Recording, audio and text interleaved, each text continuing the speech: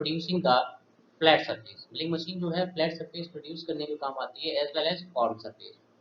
तो अगर flat surface है टेबल की तरह हम उसे प्रोड्यूस कर सकते हैं, और अगर कोई गियर, फॉर एग्जांपल कोई गियर के टीथ बनाने में, या फिर आपका की वे, आप लोग जानते होंगे की वे वगैरह, ये सब बनाना है शार्प के ऊपर, तो हम जो है मिलिंग मशीन यूज़ कर सकते हैं। सेकंड चीज़ ये है, जो मिलिंग मशीन में जो कटर होता है that is the multi point cutting tool. ये एक मल्टी पॉइंट कटिंग टूल है, इसके ऊपर कई टूल्स होते हैं और हर टीथ अलग अलग कटिंग करता है, जिसे मल्टी पॉइंट कटिंग टूल्स कहते हैं। जैसे कि लेथ मशीन में हम जो है single point turning tool use करते हैं, टर्निंग ऑपरेशन करते हैं, तो जो लेथ मशीन में जो हम टूल यूज़ करते हैं वो सिंगल पॉइंट कटिंग टूल है, इसमें मल्टी पॉइंट कटिंग टूल है।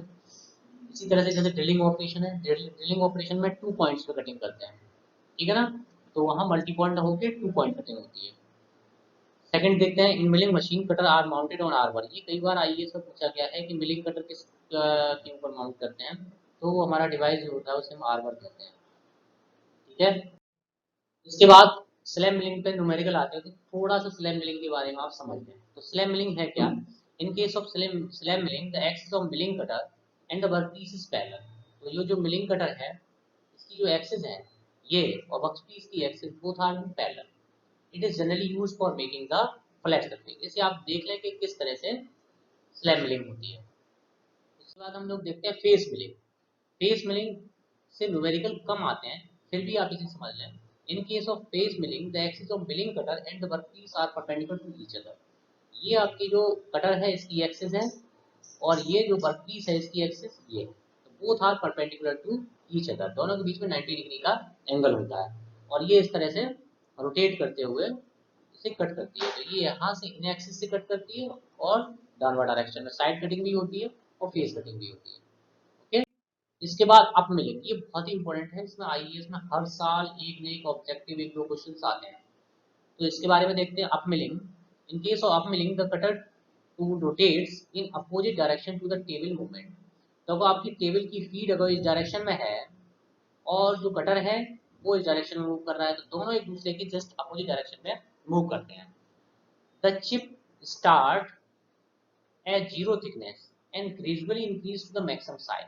तो आप लोग देख सकते हैं इसमें क्या होता है, चिप ये जैसे कटिंग करना स्टार्ट करता है तो वहाँ चिप थिकनेस आपकी जीरो होती है। जब चिप थिकनेस जीरो होती है तो मिनिमम फोर्स लगता है, और ये ग्रेजुअली बढ़ती चली जाती है तो फोर्स भी ग्रेजुअली बढ़ता है। जब आपकी h equal to chip thickness maximum होगी तो मैक्सिमम फोर्स ट्रांसफर होगा। तो इसमें क्या है, इस मशीनिंग ऑपरेशन में एक बेनिफिट है कि जो फोर्स है वो ग्रेजुअली इंक्रीज होता है, धीरे धीरे बढ़ता है, तो स्टार्टिंग में जल्द क्रिएट नहीं होता। This tend to lift the workpiece from the table. इसमें बस ये है कि दोनों एक दूसरे के अपोजिट मूव करते हैं, तो कभी कभार इस तरह की प्रॉब्लम आ जाती है कि टेबल से जो टेबल है वो लिफ्ट कर जाती है उसके टीथ में फंस जाने के कारण। There is a possibility that cutting to rub the workpiece before starting the removal. तो आप लोग देख सकते हैं तो ये टीथ अगर कटिंग कर देता है, ये टीथ वाली कटिंग कर दिया, तो नेक्स्ट टीथ आएगा तो मशीन सरफेस पे कटिंग करेगा। तो इस तरह से क्या होगा कि जो सरफेस है जो रफ प्रोड्यूस होगी, तो सरफेस फिनिश से अच्छी नहीं होती। ये मेन पॉइंट है कि सरफेस फिनिश मिलिंग में अच्छी नहीं होती। ये जो है जस्ट एक दूसरे के अपोजिट मूव करते हैं टेबल और कटर, ये सब इंपॉर्टेंट पॉइंट है जो आप याद रखेंगे। इसके बाद डाउन मिलिंग। डाउन मिलिंग इसके जस्ट अपोजिट है। In down milling the cutting to rotate in same direction of the workpiece, same direction में मूव करता है। The chip start at maximum thickness and goes to zero thickness. तो इसमें starting में जो thickness होती है that is the F max, तो जो फोर्स लगेगा वो मैक्सिमम लगेगा स्टार्टिंग में, फिर ये रिड्यूस होते होते जीरो हो जाती है, तो आपका मिनिमम फोर्स हो जाता है। तो आप यहाँ देख सकते हैं जैसे ही आप कटिंग करना स्टार्ट करेंगे और आपका कटर जो है वर्कपीस को टच करेगा, वैसे ही क्या होगा, एक जर्क क्रिएट होगा। The surface finish is good. Surface finish क्या होगी इसमें, अच्छी होती है, ठीक है ना। Next point, the cutting force acting in downward direction, the downward direction would keep the workpiece in work holding device, ठीक है। तो क्या है कि इसमें वर्क होल्डिंग डिवाइस की बहुत ज़्यादा आवश्यकता नहीं होती है, क्योंकि ऑलरेडी जो आपका कटर है वो वर्क पीस को होल्ड करके रखता है टेबल के ऊपर। It consume 20% less power than the up milling. ये करीब 20% अप मिलिंग से पावर कम कंज्यूम करती है।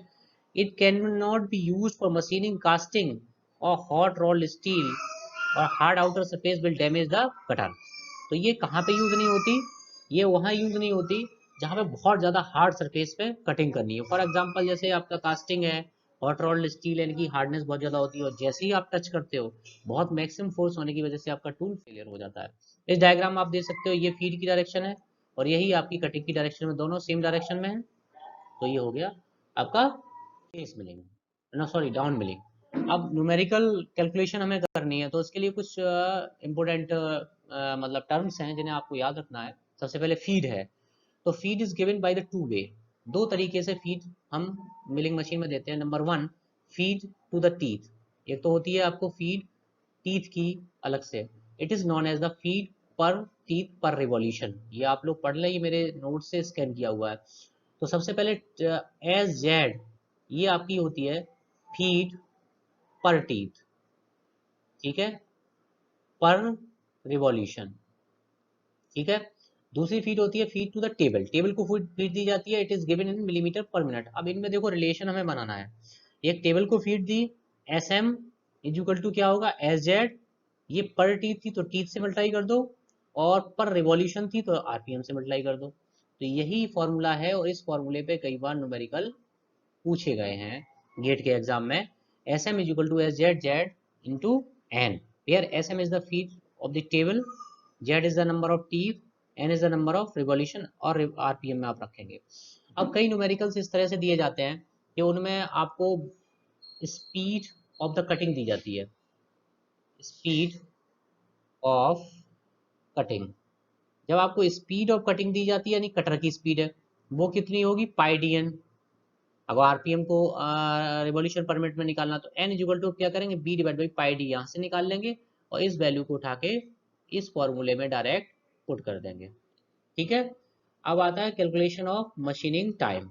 तो जो सपोज करो कोई आपकी जॉब है जिसकी टोटल लेंथ एल है, ठीक है। अब आपको इसकी टाइम निकालना मशीनिंग का कितना है।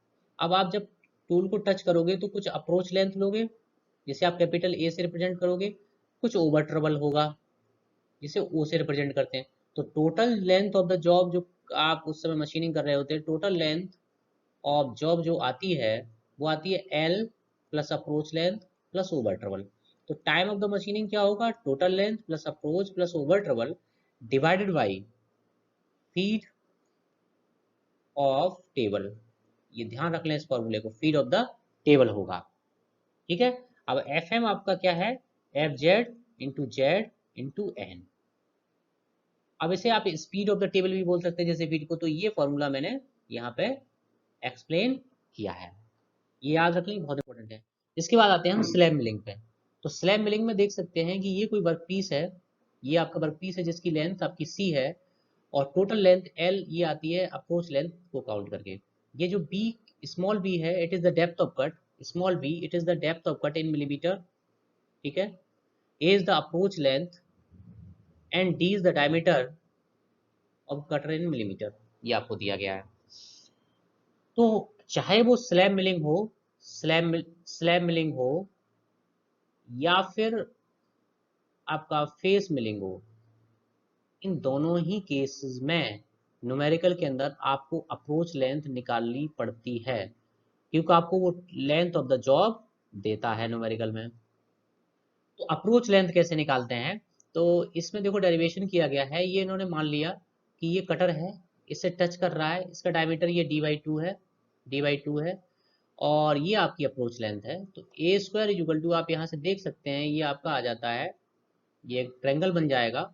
ये आपकी ए है, ये dy2 है, ये dy2 माइनस बी है, ठीक है। तो dy2 का होल स्क्वायर ये आ जाएगा, dy2 का whole square minus dy2 minus B का होल स्क्वायर।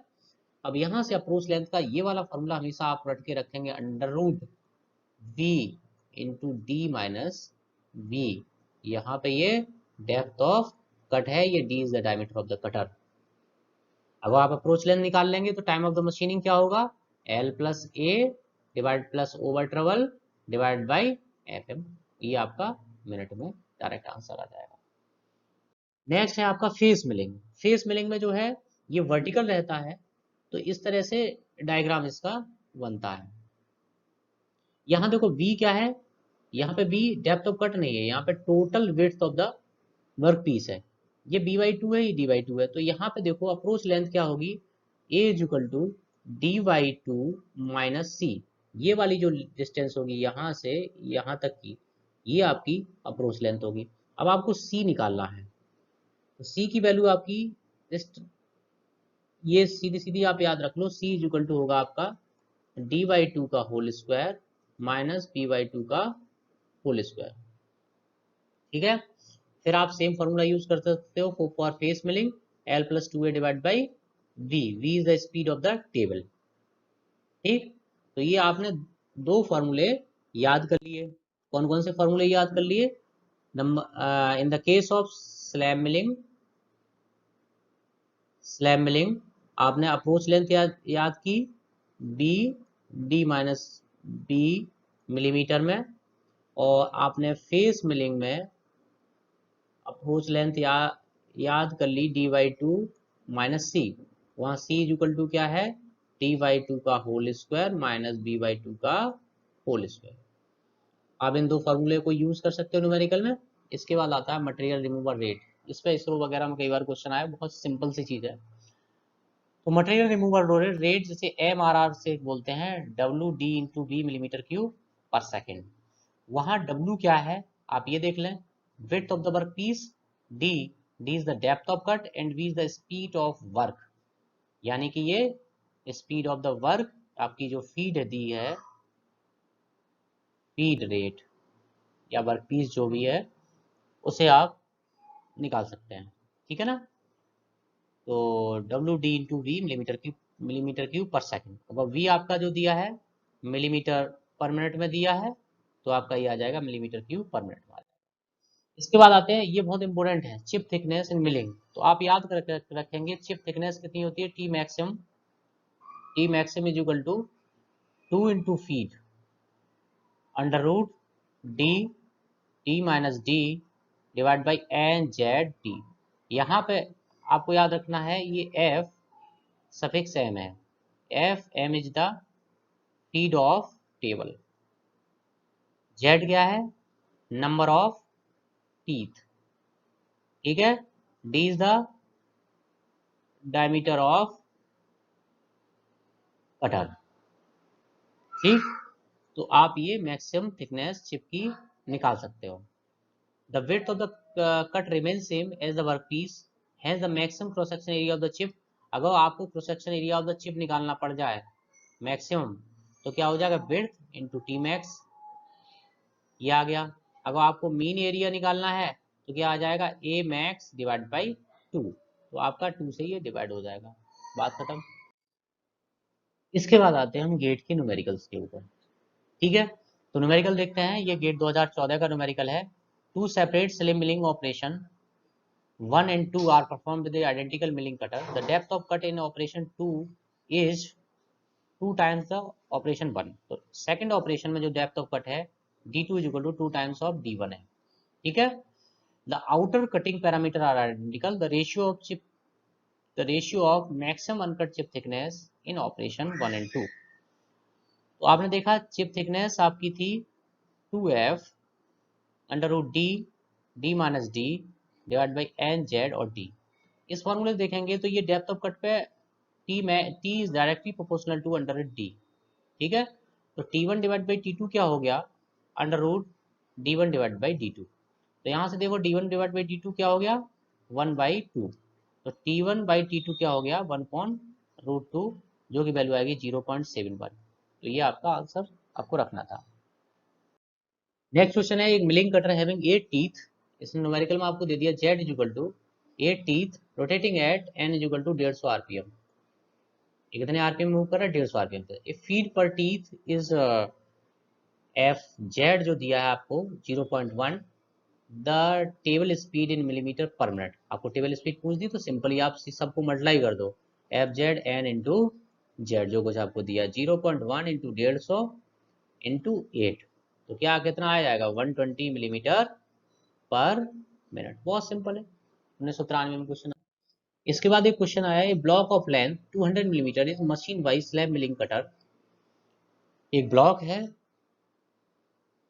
इस न्यूमेरिकल को ठीक से देखते हैं, ये थोड़ा डिफिकल्ट है, जिसकी लेंथ 200 mm है। ठीक है, is machine by a slab milling cutter जिसका डायमीटर आपका 34 मिलीमीटर है। The depth of cut and table feed, depth of cut आपको दे दी 2 मिलीमीटर एंड टेबल फीड आपको दे दी 18 मिलीमीटर पर मिनट।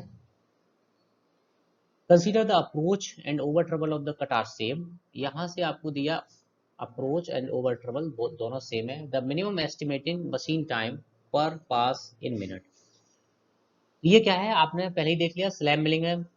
तो स्लैब मिलिंग में मैंने पहले ही बताया था अप्रोच लेंथ क्या होती है, under root D, D minus D, आप सीधा फॉर्मूला याद रखें।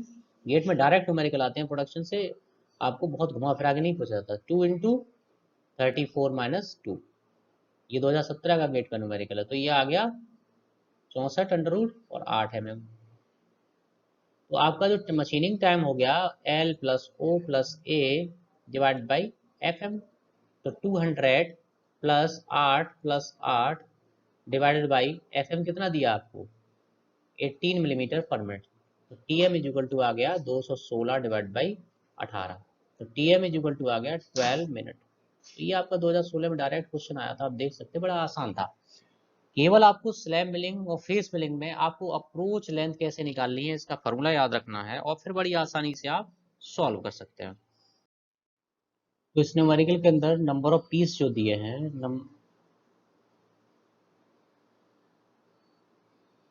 नंबर ऑफ पीस जो दिए हैं 50 नंबर ऑफ पीस, और जो विड्थ दी है दैट इज 1 mm।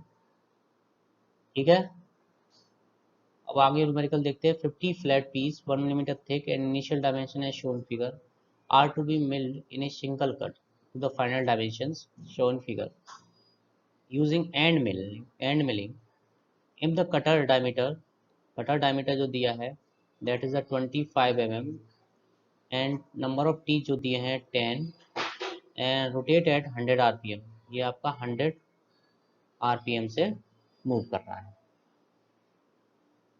अब क्या पूछा है, मैक्सिमम चिप थिकनेस, तो टी मैक्स आपको निकालना है, तो 2 FM under root D, D minus D divide by N Z into D, ये फॉर्मूला यूज करना।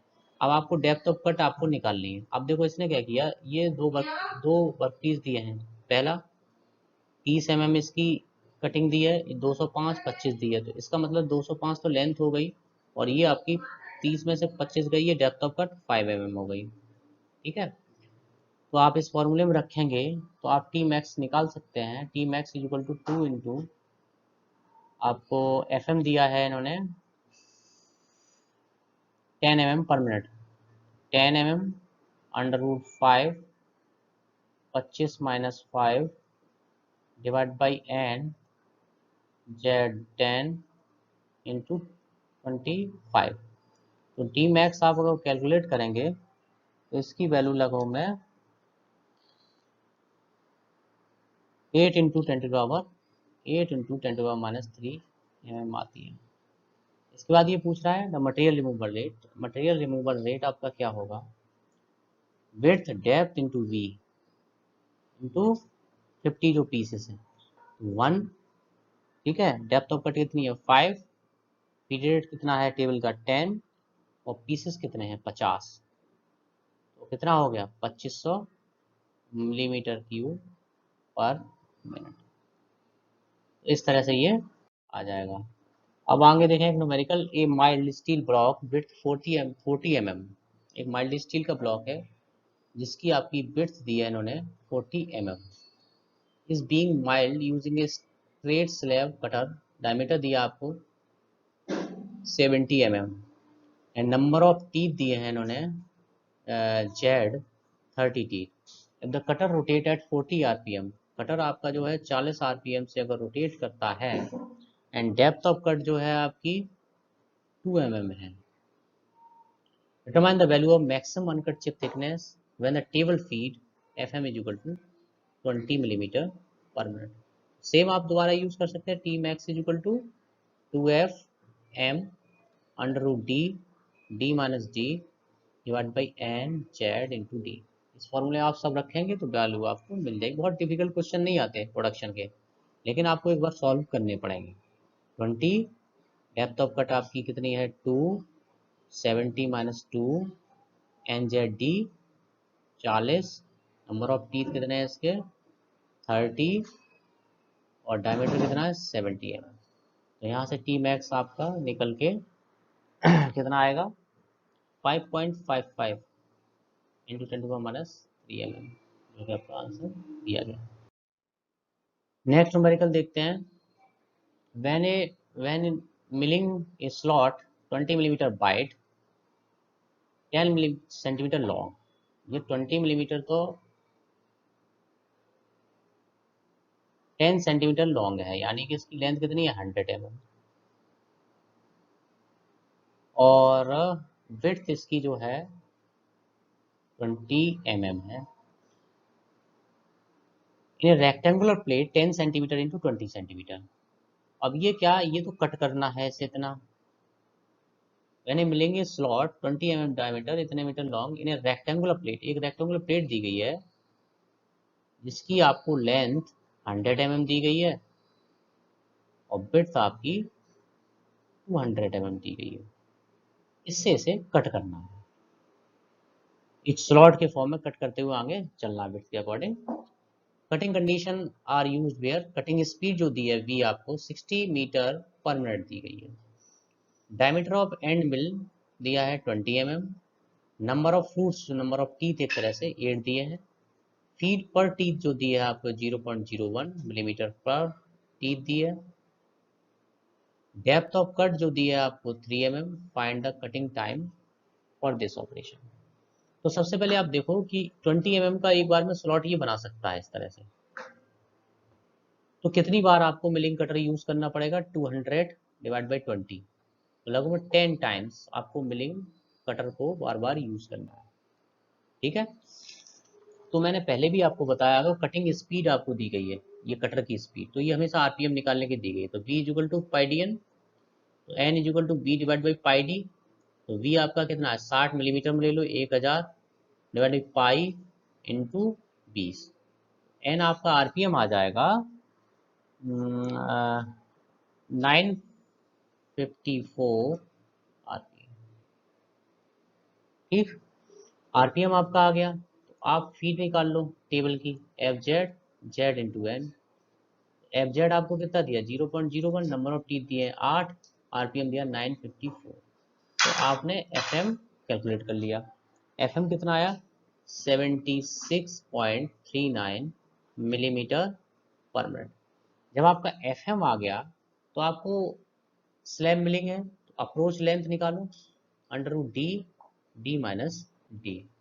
डेप्थ कितना हो गया आपका, अप्रोच लेंथ जो है डेप्थ ऑफ कट कितनी दी है आपको 3 इंटू 20 माइनस 3, अप्रोच लेंथ आपकी आ गई 7.14 mm। इसे ओवर ट्रेवल के इक्वल मान सकते हैं। तो टाइम ऑफ द मशीनिंग क्या हो गया L plus A plus O divide by F M. Length कितनी दी है 100 mm, ये कितना दिया है 7.14 into 2 divide by F M कितना दिया 7.39। तो आपका जो मशीनिंग टाइम है वो आपका आ जाएगा 14.96 मिनट। ये देखो न्यूमेरिकल बड़ा डिफिकल्ट टाइप लग रहा था, लेकिन कुछ भी नहीं है, प्रोसेस से आप चले तो आप सॉल्व कर सकते हैं। इन slab milling operation of the following data, ये भी सिंपल न्यूमेरिकल दिया है। 1989 में आया, डायमीटर ऑफ द कटर दिया 90 mm, नंबर ऑफ टीथ दिए हैं आपको 10, कटिंग स्पीड आपको दी है v 30 मीटर पर मिनट, जब भी दी होगी आरपीएम निकालने के लिए। टेबल फीट दी है आपको 180 मिलीमीटर पर मिनट दी है। डेप्थ ऑफ कट आपको 3 मिलीमीटर दी गई है। Calculate the maximum average chip thickness, तो टी मैक्स आप निकालो 2 FM under root D, D minus D divide by N Z और डी। तो आरपीएम की जरूरत पड़ेगी, तो v is equal to pi D N, आप यहाँ से n is equal to V is equal to pi D रख लो। तो n is equal to V velocity कितनी दी है आपको 30 into 1000 divide by pi into diameter, diameter कितना दिया 90। तो आरपीएम कितने आ गए इसके, आरपीएम इसके आ गए ये 106 आरपीएम। अब आप यहाँ पे फॉर्मूला रख सकते हैं, तो टी मैक्स इजिकल टू क्या आएगा 2 into F M 180 into under root D 3 90 minus 3 divide by n 106 Z 10 और डायमीटर 90। तो टी मैक्स आपका आ गया, टी मैक्स आपका आएगा 0.06096 mm। तो एवरेज थिकनेस कितनी होगी, T average is equal to T max divide by 2। इसे डिवाइड कर दो 0.06096 डिवाइड बाई 2 से, तो आपका आएगा 0.03048 है। तो इस तरह जितने भी गेट के न्यूमेरिकल आए थे आप लोगों ने मिलिंग में देखे, वो सारे के सारे कितने, 2-3 आपको फॉर्मूले याद हैं तो सारे सॉल्व हो जाते हैं, और जबकि हर साल एक न्यूमेरिकल आता है। Okay, thank you.